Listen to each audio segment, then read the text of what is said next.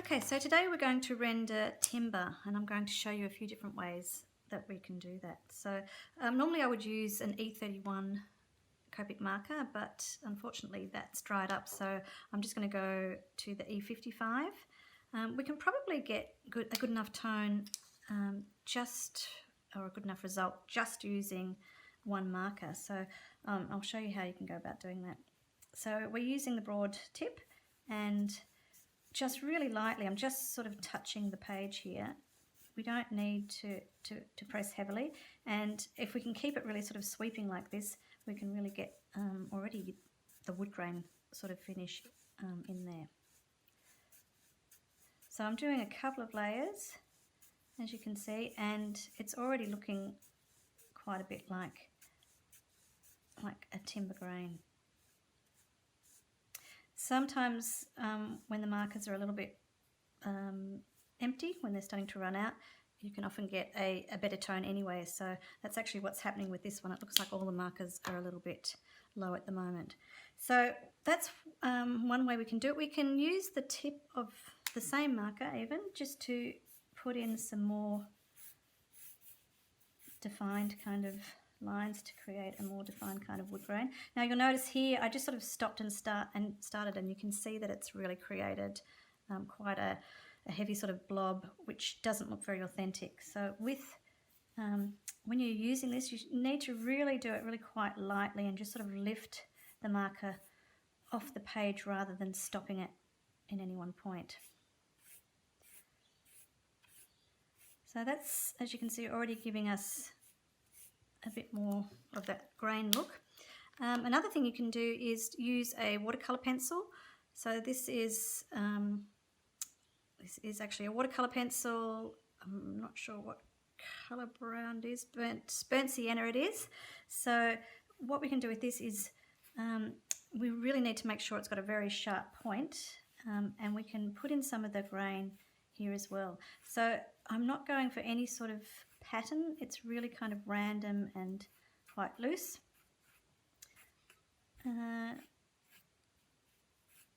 What you can do now is get your marker again and go over that. Because it is watercolor pencil, it will blend with the marker that you put over the top of that. So this wouldn't happen if you use a normal coloured pencil. So it does work better with a watercolour pencil. Now if I had that lighter marker, the E31 or the E33, I would have used that, but it seems to work okay with this darker one as well. At this stage I wouldn't probably try and do create knots or things like that. We're really just after giving the idea of wood grain. If it was something specific, if it was a specific type of timber that was necessary for your design, I would, if I were you, look up some look up that timber online, have a look at what that grain looks like, and try and copy that. If you really want to make a knot a feature, then it would be best to have some reference to have a look at what that actually looks like.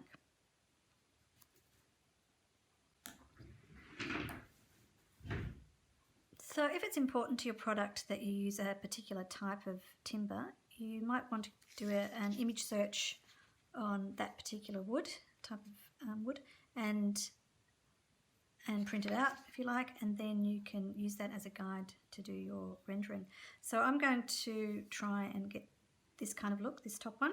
So once again I'm going to use the E55, and I'm going to try and use it really lightly. I've just refilled it, so it is much stronger now than it was, so I'm going to try and make it even lighter with my touch on the page.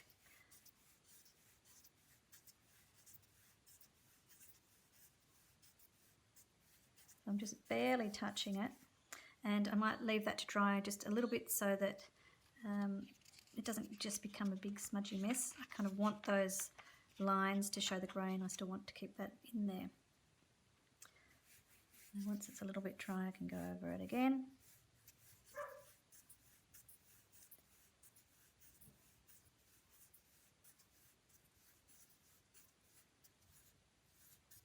So I've got that underlying wood grain in there already. So what I'm going to do is use the marker again just to try and show some of these darker bits.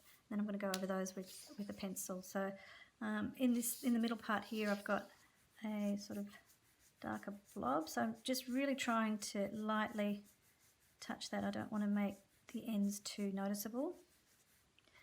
And then I'm just going to try and do some of this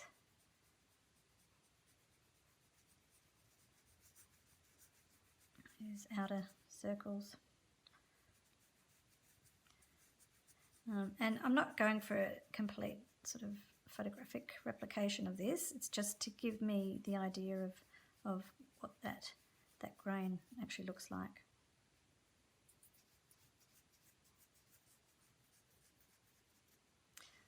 Okay, so now I'll get that pencil out again and wait for that to dry a little bit before I go over areas. Now we need to make sure that that pencil is really sharp. So we're going to just use the point of it, and I'm just going to try and do these little tiny lines that we see in here, just to get the idea of that, what's happening with that knot there.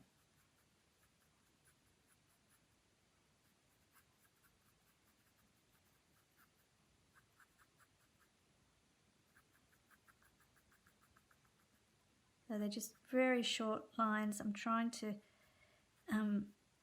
just do it really lightly in the center especially, in the edges especially. So rather than making these very firm lines, I'm just keeping it really light and trying to get it to just sort of lift off at the ends.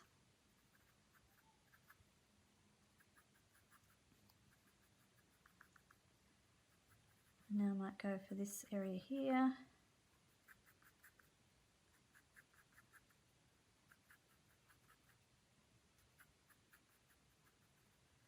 And I'll start working on this part here. So it's probably best to try and do it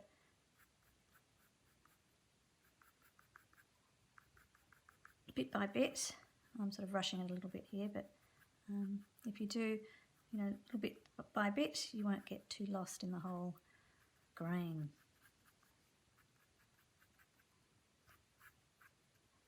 You can see that there are some of these longer lines that are going through as well, so I might try and add some of those for a bit more authenticity.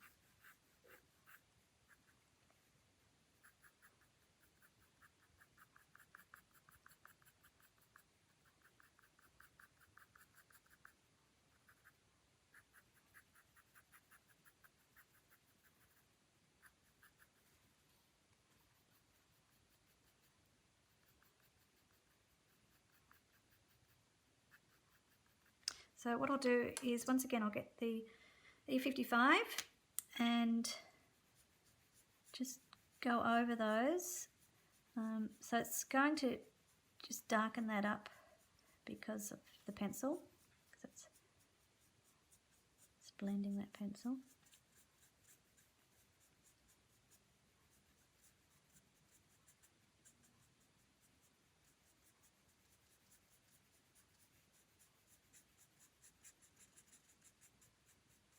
So that's sort of going to give that darker look that we see happening here.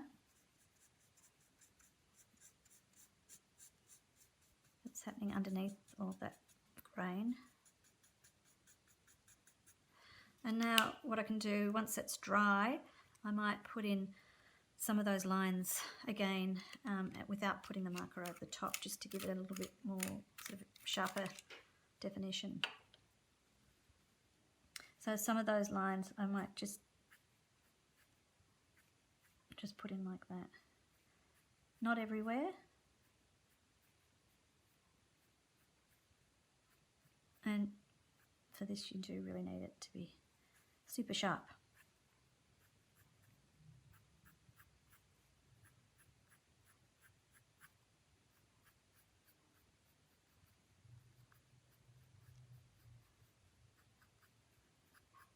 So I could work into that, you know, quite a bit more, or I could leave it really quite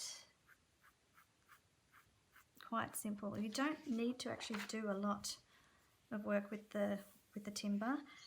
Sometimes you can overdo it, so so keep that in mind. But even with this one, it almost already looks, you know, like a pine or something. So you can see that, you know, I don't really need to do too much to it. These texture boards are quite good too. We've got quite a few different types of textures here. Some that sort of give that leather look. I think we could probably use this one for a timber. So I'm just going to give that a go underneath here. So first of all, you would use your marker on the paper, and then you could use your colour pencil. So once again, I'm using the watercolour pencil for this. So you may not actually have texture boards, but you might have other textures around your house. So even, you know, in class the other day we used the back of the chair, which worked really well. There might be other things, even actual timber that you have, that you could try and use also. So I'm just going to put that colour pencil down, and now I'm going to get the marker again and just go over that. Because we have used watercolour pencil, we can blend it.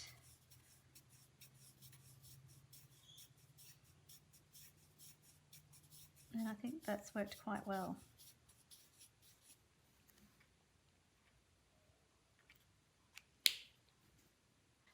So if the wood is, the type of wood that you're using is particularly important to the product that you're designing, you might try and find that image through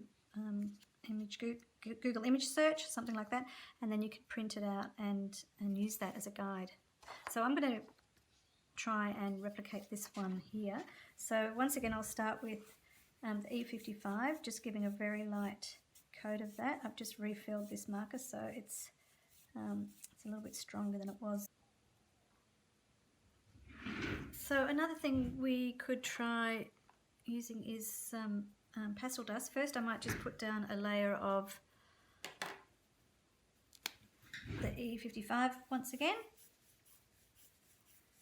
And I think I picked up the dry one.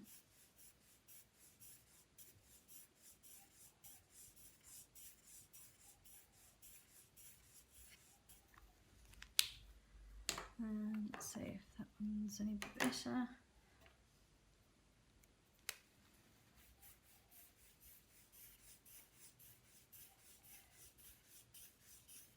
Not a lot, but we'll give this a go anyway. So here I've got some pastel that I'm going to shave off.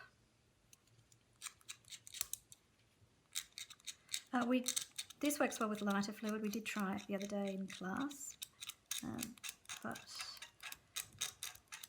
I don't have any here, so I'm just going to use just the pastel dust. So I've got two different colours, two different browns, and I'm going to see what happens when I mix those together with a piece of cotton wool and lift off and put onto this background. So it's just providing more colour, and it's a much smoother sort of finish. So sometimes that's something that you might actually be looking for. You can then go over it with a pencil to get some more grain work in there. I wouldn't put any marker over the top of this, because the marker will lift off that pastel dust and it will get clogged in the nib, and we don't want that to happen. So we could just gently put some more lines through there, just to give that idea of a grain going through it.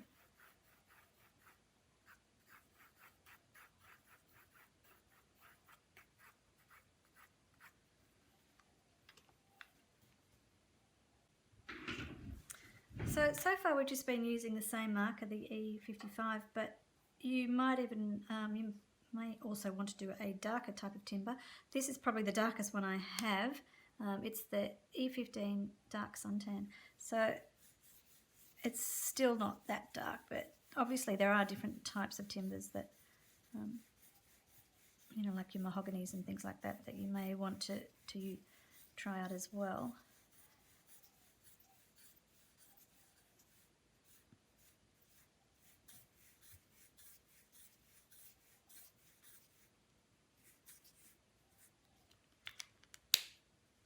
So once again, you can use the pencil to put in some grain. You can also use the other tip of the marker to put that in.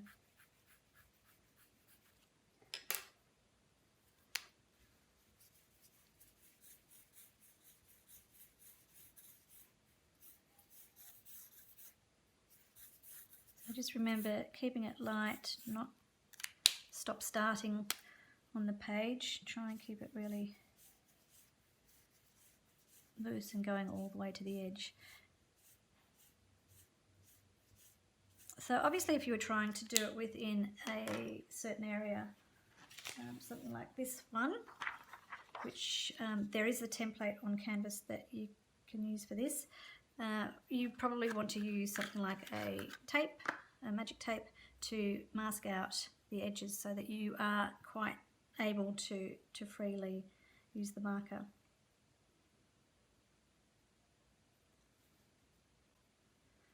So when you do use this template, you'll need to consider obviously that these are three-dimensional objects, so we need to show that they, you know, like for instance that this one is a cylinder, so it should be darker and lighter at the top and the bottom, and that one of the sides is either going to be lighter or darker. So in this case it looks like the light's coming from this side, but I think it probably could darken up a bit at the bottom here. So first of all, when you're rendering these things, make sure that you're rendering their actual form first. So don't worry about the grain at this stage. You can add that later. So first you're thinking about what is the mass, what does that look like, and then you're adding the grain afterwards. Otherwise you can get in all sorts of mess and it ends up being often far too dark. So I'm just trying to make that look dark there at the bottom, and this side as well. With the grain in here, once you do start putting it in, you need to consider how that's working on this edge as well. So it wouldn't just stop there, you'd see something of it coming onto this side. Depending on how it's cut, how it's grown, will give you different lines happening here. I did find an E31, so I'm going to use that one now because I don't want this side to be too dark, because this is where the light's coming from.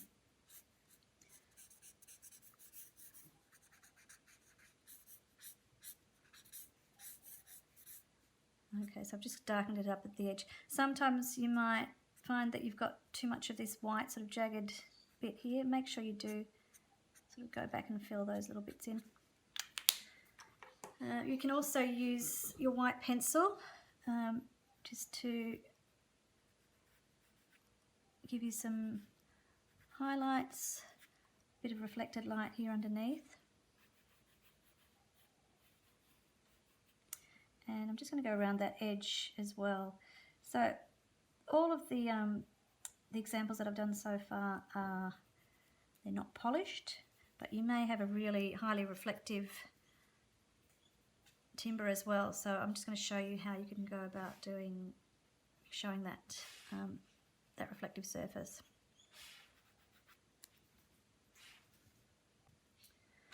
Okay, so I'm going to show you how to make this look like a more polished surface, this one here. So what I'm going to use is some white pastel.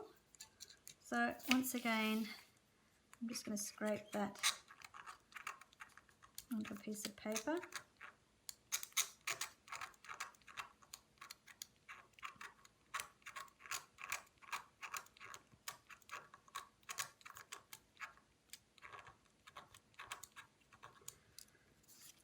Hopefully, it's quite a hard pastel, this one.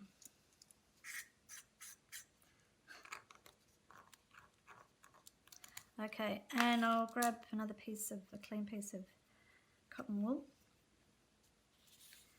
And what I'm going to do is get some paper, and I'm just going to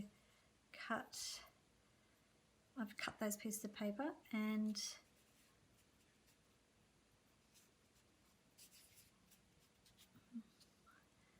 just hold them like this and rub some white pastel dust over the top. I hope that's working. It's a bit hard to tell because it's going to be very subtle, but that's fine.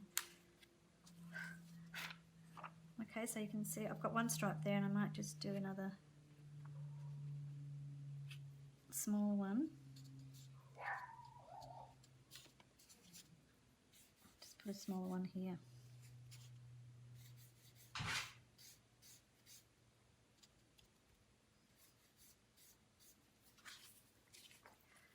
There you go. So you can see that they have come out quite a bit. I might just try and lift that up a little bit. To give that highly polished kind of look about it, might also just put a bit of white pencil here on the edges.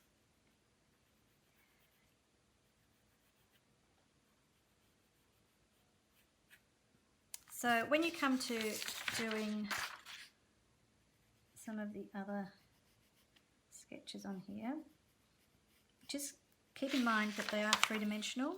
We need to consider where your light's coming from. So in this case, we had the light coming from this side. Try and keep it consistent. So these should have been, you know, lighter on this side as well. Just think about which direction the grain is going. So if it's coming across this way, then obviously this side would be coming down this way, and that would also be going across. With this one, keep in mind that it is three-dimensional as well. So we would have a lot of darker tones underneath where it's away from the light. So looks like the light's coming from this side on this one, so you know, this would be darker underneath here. It's going to be darker under here, darker under here, be darker on that side. So think about which sides are going to be in shadow and which sides are going to be lighter. Now this one obviously has been rendered for this part to look like timber as well. You can do that, or you could also make it another type of fabric. It could be a leather or something like that. In that case, you might want to use a texture in the same way that I used the texture board before. You might want to use that after you've done the marker work, just using a pencil.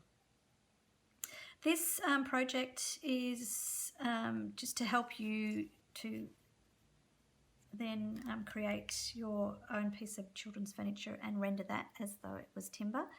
So just keep that in mind, because that is one of the activities that you'll be doing throughout this unit.